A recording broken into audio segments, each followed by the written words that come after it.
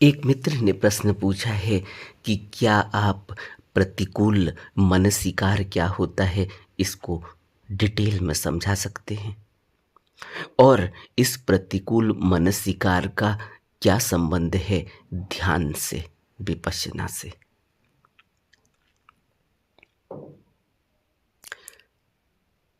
यह प्रश्न है इनका। अच्छा प्रश्न है। हम जानते तो हैं लेकिन कभी गहराई में हमने विचार नहीं किया। बुद्ध ने मनसीकार दो तरह से बताए। बुद्ध ने कहा कि एक मनुष्य चिंतन करता है, मनन करता है, उसके अंदर संकल्प उठते हैं, उसके अंदर विकल्प उठते हैं। यह सब मनसीकार हैं। इसको मनसीकार कहते हैं, चिंतन मनन करना। अच्छे का भी चिंतन मनन होता है, बुरे का भी चिंतन मनन होता है। यह सब संकल्प, विकल्प, चिंतन, मनन, यह सब मनसीकार कहे गए हैं। अब चिंतन मनन अच्छे का भी हो सकता है। जब अच्छे का चिंतन मनन होता है, सम्यक चिंतन मनन होता है, तो उसको योनिसो मनसिकार कहा। योनिसो। और जब चिंतन मनन गलत प्रकार का होता है तो उसे अयोनिसो मनसिकार कहा। अब गलत और सही की परिभाषा हमारी ही है। गलत से गलत होता है, सही से सही होता है। कुछ चीजें बिल्कुल स्पष्ट होती हैं गलत और सही के संबंध में, और कुछ चीजें हमें गलत लगती हैं लेकिन गलत होती नहीं, और कुछ चीजें सही लगती हैं लेकिन सही होती नहीं। तो एक धुंधलापन हमारी चिंतन और मनन में हमेशा ही रहता है। लेकिन फिर भी जो गलत है, जिसको हम ध्यान में गलत कहते हैं, जिससे हमारे ध्यान पर प्रभाव पड़ेगा, हमारे मन पर प्रभाव पड़ेगा, उसको यहाँ गलत कहा गया है।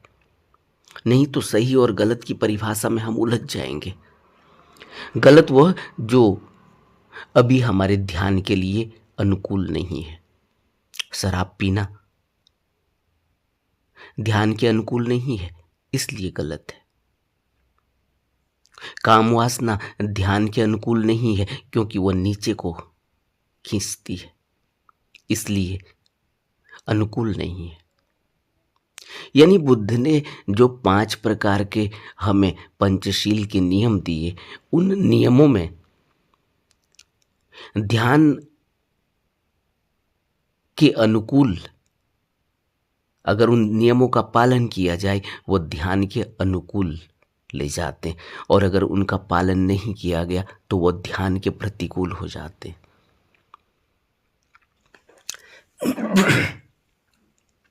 इसलिए जो गलत प्रकार का मनसिकार है वो अयोनिसा मनसिकार कहा गया, और जो सम्यक प्रकार का चिंतन मनन है, सही प्रकार का चिंतन मनन है, उसको योनिसो मनसिकार कहा गया। लेकिन योनिसो मनसिकार से भी, यानी चिंतन मनन करते रहने से भी, हमारे अंतर्मन में जो विकार लगे हुए हैं, जो हमारी आदतें, जो हमारा धर्म बन चुके हैं, उनकी सफाई नहीं होती। क्योंकि सफाई तो तभी होगी जब विवेक का जन्म होगा, प्रज्ञा का जन्म होगा। उससे पहले सफाई नहीं होती। इसको भी इस तरह से समझें जैसे आपने देखा होगा, एक व्यक्ति पूरी जिंदगी नियम संयम का पालन करता है। आप उसको शराब पीते हुए भी नहीं देखेंगे, आप उसको कोई और नशा करते हुए भी नहीं देखेंगे, आप उसको किसी भी प्रकार का जो समाज में गलत बातें हैं उन गलत बातों में भी उलझे हुए नहीं देखेंगे। यानी वो अपनी तरफ से कोशिश करता है नियम, सामाजिक नियमों में रहने की, लेकिन वह व्यक्ति फिर भी समाज की मान्यताओं में, कुरीतियों में फंसा हुआ रहता है। वो क्यों फंसा रहता है? क्योंकि उसके अंदर प्रज्ञा का जन्म नहीं हो पाता, वो विचार नहीं कर पाता उस अंतरतम में जाकर कि इन मान्यताओं का, इन कुरीतियों का, इन रीति रिवाजों का मकसद क्या है और इससे हम ऊपर उठकर कैसे धम्म तक पहुंच सकते हैं, सत्य तक पहुंच सकते हैं, वह इस संबंध में नहीं जानता। इस संबंध में कभी भी वो आगे नहीं बढ़ पाता। इसलिए वो नियम संयम का पालन करते करते ही इस संसार से विदा हो जाता है। उसकी आध्यात्मिक उन्नति नहीं हो पाती। कौन सी आध्यात्मिक उन्नति? जिसको बुद्ध कहते हैं कि वह निर्वाण तक नहीं पहुंच पाता, उसका जन्म मरण खत्म नहीं हो पाता, वो इस भव बंधन से मुक्त नहीं हो पाता। क्योंकि अंतर्मन की गांठें अब उसने एक आदत बनाई हुई है कि सुबह सुबह नहा धोकर ही सब कुछ करना है, नहा धोकर ही चाय पीनी है। लेकिन जब बीमारी घेर ले, न नहाना हो, तो वो नियम संयम टूट जाता है। नहा धोकर ही पूजा पाठ करनी है। अब बीमारी घेर ले, खाट से उठा न जाए, अस्पताल में भर्ती हो गए, नियम टूट जाता है। घर में बना हुआ ही खाना खाना है, खुद बनाकर खाना है, लेकिन जब बीमारी घेर ले तब बाहर का खाना भी खाना पड़ता है। अस्पताल में भर्ती है, कोई खाना ला कर देता है, खा लेते। अब वो यह नहीं देखता कि किस जाति पाति वाले ने ये खाना बनाया है। तो इस तरह के चिंतन मनन और नियम में मनुष्य उलझा हुआ रहता है। सामाजिक दृष्टि से लगता है कि कुछ गलत नहीं है, लेकिन उसका विकास नहीं हो पाता। आध्यात्मिक विकास तो प्रज्ञा पर निर्भर करता है, और प्रज्ञा कैसे खुलेगी, विवेक की जागृति कैसे होगी, यह सब आंतरिक दशा है। इसलिए बुद्ध कहते हैं कि योनिसो मनसिकार हो और अयोनिसो मनसिकार हो। अयोनिसो मनसिकार तो गलत रास्ते पर ले जाएगा, क्योंकि गलत का चिंतन है, उससे और ज्यादा मैल चढ़ जाएगी मन पर। कैसे? एक आदमी शराब का चिंतन कर रहा है, नशे का चिंतन कर रहा है। अब यह मनसिकार धीरे धीरे जब उसके अंदर बैठेगा तो वह उसको और ज्यादा उसके मन को गर्त में ले जाएगा, उसके मन को बेहोश कर देगा। उसके अंदर सोचने समझने की क्षमता ही खत्म हो जाएगी। तो जो भी व्यक्ति पंचशील के नियम का पालन नहीं करता, वह व्यक्ति अयोनिसो मनसिकार यानी गलत रास्ते पर चला जाता है, और गलत रास्ते पर चले जाने से उसके अंदर और उसके मन में मैल चढ़ती जाती है। मैल चढ़ाने में सहायक होता है अयोनिसो मनसिकार यानी गलत का विचार करना। वो गलत का विचार करते करते कर्म तक पहुंच जाता है गलत के, और फिर और कर्म करते करते उसके मन पर उसके प्रभाव गहरे पड़ जाते हैं। इसको कहते हैं अयोनिसो मनसिकार। अयोनिसो मनसिकार से मन मैला होता चला जाता है, लेकिन योनिसो मनसिकार से ऊपरी ऊपर की सफाई तो हो जाएगी। वो व्यक्ति नशा नहीं करेगा, वो व्यक्ति झूठ नहीं बोलेगा, वह व्यक्ति अपनी तरफ से कोशिश करेगा कि किसी को धोखा न दिया जाए। वह व्यक्ति अपनी तरफ से कोशिश करेगा कि कोई भी व्यभिचार न किया जाए, लेकिन आगे नहीं बढ़ पाता, आदत में उलझ जाता है। और ध्यान की पूरी शिक्षा ही यही है। ध्यान हमें समस्त आदतों से मुक्त करता है, ध्यान हमें समस्त विकारों से मुक्त करता है, ध्यान हमें समस्त आलंबनों से मुक्त करता है। इसलिए योनिसो मनसिकार हो या अयोनिसो मनसिकार हो, मनुष्य मुक्त नहीं हो पाता। अयोनिसो मनसिकार से तो बिल्कुल भी मुक्त नहीं हो पाता, क्योंकि मन और भी गर्त में गिरता चला जाता है। कर्म दर कर्म, बुरे कर्म चढ़ते चले जाते हैं, और योनिसो मनसिकार में भी आदतें घेर लेती हैं, रीति रिवाज घेर लेते हैं। वह उन जालों में फंस जाता है, बाहर नहीं निकल पाता। बुद्ध हमें इन दोनों से ऊपर उठने की बात कहते हैं। बुद्ध कहते हैं कि जब ध्यान किया जाता है तो उस समय अब यह प्रभाव घेर लेते हैं, मनसिकार हावी हो जाता है। या तो अनुकूल मनसिकार हावी होगा या प्रतिकूल मनसिकार हावी होगा। और यह हम सबका अनुभव है। जब हम ध्यान पर बैठते हैं तब क्या होता है, आपने कभी इस बारे में विचार किया होगा, या आपका हम सब का अनुभव है जो भी ध्यान करते हैं। क्या होता है, प्रतिकूल मनसिकार, जैसे सोचो कि एक व्यक्ति खूब काम वासना के विकारों में, विचारों में डूबा रहता है। अब उसको कहा जाए ध्यान करो तो क्या होगा? अब ध्यान करते समय तो ध्यान के अनुकूल विचार आने चाहिए, लेकिन ध्यान करते समय प्रतिकूल विचार आएंगे। यानी ध्यान के समय अब काम वासना के विचार आएंगे। क्यों? क्योंकि मन को आदत पड़ी हुई है, मन को आदत पड़ी हुई है काम वासना के विचार करने की। अयोनिसो मनसिकार। अब अयोनिसो मनसिकार वाला व्यक्ति, जिसके अंदर गलत गलत बातों के विचार उठते रहते, अगर वो व्यक्ति ध्यान करने लगेगा तो क्या होगा?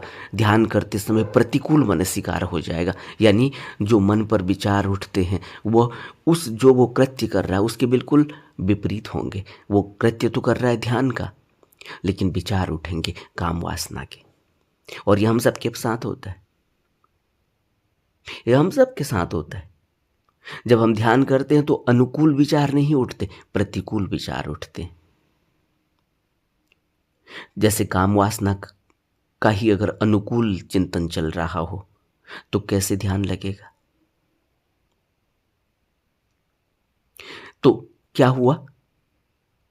अनुकूल नहीं हुआ, प्रतिकूल हो गया। और बुद्ध या कोई भी गुरु जो हमें दीक्षा देता है, जो हमें अपना लेता है, वह हमारी स्थिति को अच्छी तरह से जानता है। बुद्धों के संबंध में हमने अब तक की शिक्षा में क्या सीखा, क्या पढ़ा, क्या अनुभव किया, वो यह है कि बुद्ध सबके मन की जानते हैं। जिसको दीक्षा देते हैं तो उसके मन की क्या स्थिति है यह बेहतर जानते हैं। और दीक्षा हर किसी व्यक्ति को नहीं मिलती। दीक्षा के लिए भी एक आंतरिक तैयारी चाहिए जो हम नहीं जानते, बुद्ध जानते हैं, गुरु जानते हैं कि कोई व्यक्ति दीक्षा के लिए तैयार है, कोई व्यक्ति शिष्यत्व के लिए तैयार है या नहीं है। इसीलिए कहते हैं कि गुरु शिष्य को खोजता है, शिष्य गुरु को नहीं खोज पाता, नहीं खोज सकता, क्योंकि गुरु तो जानता है कि कौन व्यक्ति तैयार हुआ, किसकी अब शुरुआत हो सकती है, किसको दीक्षा दी जा सकती है। इसलिए सबको दीक्षा भी नहीं मिलती। हर कोई व्यक्ति जाता तो है गुरु के पास, लेकिन गुरु किसको दीक्षा देनी है, किसको भी नहीं देनी,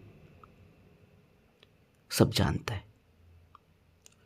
तो बुद्ध के संबंध में कहा जाता है कि बुद्ध जब किसी को शिष्यत्व के रूप में स्वीकार करते हैं तो यह भी जानते हैं कि उस व्यक्ति की मानसिक दशा क्या है, उस व्यक्ति की मानसिक दशा को किस तरह से बदलना है, उसके लिए उसको किस वातावरण में रखना होगा, यह गुरु जानता है। इसीलिए बुद्ध जब किसी को दीक्षा देते हैं, किसी को स्वीकार करते हैं शिष्य के लिए, तो उसको वह कैसे ठीक हो सकता है मानसिक रूप से, उसको अपने उस शिष्य के सुपुर्द कर देते थे। किसी को सारिपुत्र के सुपुर्द करेंगे, किसी को महाकाश्यप के सुपुर्द करेंगे। सारिपुत्र का तरीका अलग है, महाकाश्यप का तरीका अलग है, आनंद का तरीका अलग है। तो कौन किस तरीके से किस शिष्य को ठीक करेगा, यह वो बेहतर जानते हैं। इसलिए बुद्ध जब किसी शिष्य को स्वीकार करते हैं, दीक्षा देते हैं, तो उसको फिर उन शिष्यों के हवाले कर देते हैं जहां उसकी मानसिक स्थिति बेहतर होगी, एक ऐसा वातावरण उसे मिलेगा।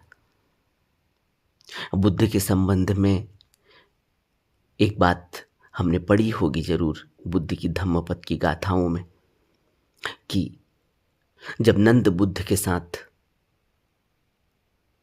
चल दिए और नंद ने शिष्य बनना स्वीकार किया, भिक्षु बनना स्वीकार किया, लेकिन नंद की तो अगले दिन शादी होनी थी। अब नंद के अंदर वही विचार घूमने लगे, ध्यान में मन नहीं लगा। लेकिन बुद्ध जानते हैं कि इसकी मानसिक स्थिति क्या है। बुद्ध ने स्वयं नंद के मन को उस अनुकूल बनाया कि वह ध्यान कर सके। इस संबंध में गाथाएं हैं, उन गाथाओं को अगर हम पढ़ेंगे तो हमें समझ आएगा कि बुद्ध किस तरह से मनुष्य की मानसिक स्थिति के ऊपर काम करते थे। क्योंकि जब तक मानसिक स्थिति नहीं बदली जा सकती तब तक ध्यान कैसे होगा। तो प्रतिकूल मनसिकार की आवश्यकता होती है कि अगर चिंतन अनुकूल चल रहा हो तो उसको कैसे प्रतिकूल किया जाए, और अगर चिंतन ध्यान के लिए प्रतिकूल चल रहा है तो उसे किस तरह से अनुकूल किया जाए, और अगर चिंतन ध्यान के प्रतिकूल चल रहा है तो कैसे उसको अनुकूल किया जाए। यानी अगर हम ध्यान में बैठे और काम वासना का चिंतन चल रहा हो तो हमें चिंतन को प्रतिकूल करना होगा, यानी उसको ध्यान के अनुकूल करना होगा। तो बुद्ध क्या करते थे? यहां जो बुद्ध इस संबंध में प्रतिकूल चिंतन करने को कहते थे, उस संबंध में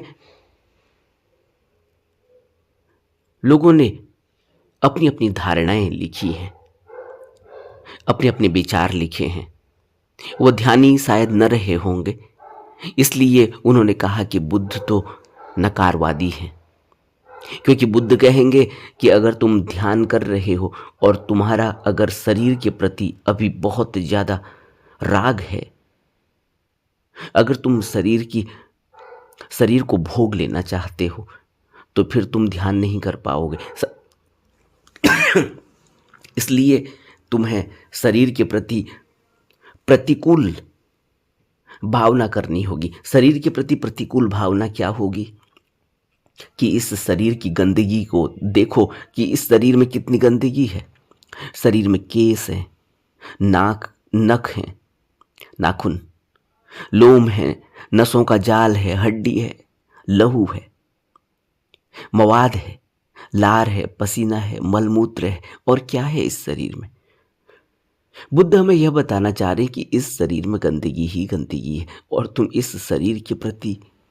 इतना इस शरीर के प्रति इतना मोह, इस शरीर के प्रति इतना राग। इसलिए कहते हैं कि तुम पहले इस शरीर को समझो तो सही। बाहर बाहर अच्छे कपड़े पहन लेना, बाहर से रंग रोगन कर लेना, बाहर से झूठा दिखावा कर लेना, झूठी हंसी और खुशी, इससे हम दूसरे को लुभाते हैं और हम एक दूसरे के प्रलोभन में आ जाते हैं। ऐसी हमारी जिंदगी चलती है, वो झूठ में ही चल रही है। और बुद्ध हमसे कहते हैं कि तुम हकीकत को तो समझो। तुम जिस शरीर के प्रति इतना राग और इतना लगाव रख रहे हो, इस शरीर की हकीकत क्या है। तब यह प्रतिकूल मनस्विकार हुआ। जो व्यक्ति शरीर के प्रति भोग में डूबा हुआ है, जिसके अंदर काम वासना के विचार आते हैं, उस व्यक्ति को बुद्ध कहते हैं कि तुम इस शरीर के प्रति इसकी असलियत को देखो। तो असलियत वहां नहीं है कि तुमने कपड़े अच्छे पहनकर अपने शरीर को छिपा रखा है जिसमें फोड़ा है अंदर। और यही होता भी है। आपने देखा बहुत से लोग जो अरेंज मैरिज करते हैं, उस समय पता नहीं चलता, लड़की को दिखाया, लड़के को दिखाया, शादी कर ली, बाद में पता चलता है। और बहुत से ऐसी घटनाएं भी घटी हैं कि लड़की कोई और दिखाई, शादी किसी और से कर दी, लड़का कोई और दिखाया, शादी किसी और से कर दी, या बातें बताई ही नहीं। लड़की को कोई बीमारी है, आंतरिक बीमारी, लड़के को कोई आंतरिक बीमारी है, और होता क्या है बाद में पता चलता है। उस समय तो अच्छे से शादी के कपड़े पहनकर क्या पता चलता है। ब्यूटी पार्लर में आजकल लाखों का खर्चा है। ब्यूटी पार्लर में जाकर रंगरोगन करके, सुंदर कपड़े पहन के हमें लगता है कि कितनी खूबसूरत लड़की है, कितना हैंडसम लड़का है। लेकिन बाद में पता चलता है कि वह तो बीमार है। यह बीमार क्या था? यह आंतरिक स्थिति थी जो दिखाई नहीं दी, बाहर के झूठे प्रभावों में ढक गई। और बुद्ध हमसे कहते हैं कि तुम हकीकत तो देखो अपने शरीर की। इसमें है क्या? तुम खून से डर जाते हो, इसमें लहू ही लहू दौड़ रहा है, और अभी तुम्हें दिखाई नहीं दे रहा है, इसलिए तुम्हें लगता है कि कहाँ लहू है। लेकिन जब लहू निकलता है कहीं तो बड़ी डर लगने लग जाती है। जब मवाद निकलता है कहीं किसी घाव से तो बड़ी बदबू, बड़ी घिन आनी शुरू हो जाती है, बड़ी इरिटेशन हो जाती है। इसलिए बुद्ध कह रहे हैं कि तुम हकीकत देखो। लेकिन यह उन लोगों के लिए है जो शरीर से बहुत ज्यादा राग और शरीर को भोग लेने की जिनकी बड़ी आशाएं हैं, तमन्नाएं हैं, इच्छाएं हैं। इसलिए बुद्ध उन लोगों को जिनके अंदर काम वासना के विचार उठते थे, उनको कहते थे कि तुम जाओ, तुम शमशान में जाकर कुछ दिनों देखो इस शरीर की हकीकत जिसको तुम भोग लेना चाहते हो। और जिस व्यक्ति के अंदर बहुत इच्छाएं उठती थी कि उसको अभी संसार में रस लेना है, उसको कहते थे तुम जाओ शमशान में, तुम देखो तो सही इस शरीर की क्या हकीकत है। बड़े बड़े महल खड़े करे हैं लोगों ने, बड़े बड़े राजा महाराजा अंत में उसी शमशान घाट में जला दिए जाते।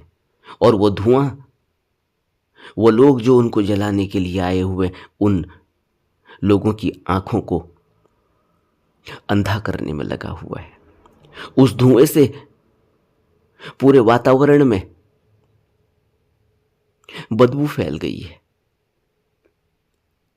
और यह आदमी राजा बनकर, राजसी वस्त्र पहनकर, राजसी ठाट बाट में जिया करता था। इसने बड़े बड़े युद्ध लड़े हैं, इसने अपनी सीमा का विस्तार किया है, राज्य की सीमा कहाँ से कहाँ पहुंचा दी। इसका लोहा मानते थे लोग, और आज ये शमशान घाट में जलाया जा रहा है। इसके पास कुछ भी नहीं है, ये खाली हाथ है, नंगा है, इसके कपड़े भी उतार दिए गए। इस स्थिति को बुद्ध कहते थे, जाओ शमशान में जाकर देखो। प्रतिकूल मानसिकार, बिना इसके ध्यान घटेगा ही नहीं। इसीलिए बुद्धों ने, संतों ने सबसे पहले वैराग्य के जन्म की बात कही कि बिना वैराग्य के तो आध्यात्म की यात्रा शुरू ही नहीं हो सकती। जिस आदमी को अभी राग है, जो वैराग नहीं हुआ, उसको ध्यान घटेगा कैसे?